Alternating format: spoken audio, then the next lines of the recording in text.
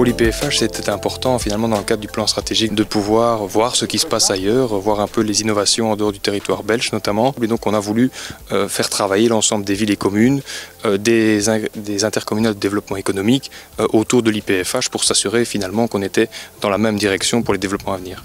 Ce projet s'est fait en 2 étapes.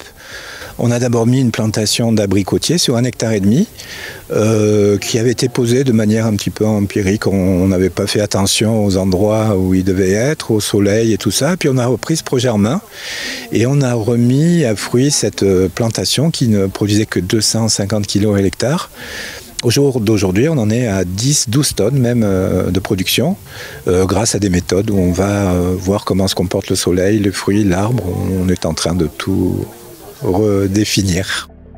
Sous ombrière, on a une garantie de fruits à l'abri et à l'abri de la pluie aussi, ce qui fait qu'on n'a pas besoin de traiter. On est à 0 traitement depuis 5 ans. Et puis tout ce qui est insectes qui auraient pu être des ravageurs, on a essayé de multiplier la biodiversité sur le site en y intégrant des nichoirs à mésanges, à chauves-souris, comme vous pouvez voir à droite, gauche à droite, et puis des mares biologiques. Enfin, on a refait un petit peu un écosystème.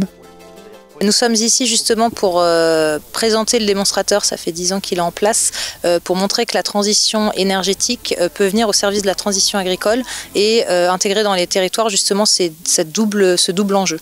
Il pourrait être totalement reproduit en Belgique. Il y a des projets en Allemagne aussi de photovoltaïque avec des tests de l'agriculture en dessous. Le tout est vraiment d'adapter le projet au climat et aux productions locales. Le principal frein vient du monde agricole et de la peur d'artificialiser des sols, qui peut être compréhensible bien sûr. Là l'idée c'est vraiment avec ce type de projet et avec le recul de prouver qu'on apporte un avantage à l'agriculture et non on prend des terres agricoles pour artificialiser. Donc c'est vraiment les freins qui peuvent être administratifs et aussi un peu local dans les territoires, la peur qu'on peut ressentir. À Tournai, on essaye de soutenir une ceinture alimentaire et de travailler en circuit court. Donc ici aussi, c'est une approche qui est fort intéressante puisqu'ils l'ont expliqué, ils livrent à 30 km. Alors est-ce qu'il y a des projets qui pourraient être menés? Je pense qu'il faut essayer et ça c'est l'avantage, c'est de pouvoir travailler avec l'IPFH pour le faire. J'ai demandé tout à l'heure auprès de l'ingénieur agronome et un agriculteur qu'est-ce qu'on pourrait avoir comme culture chez nous.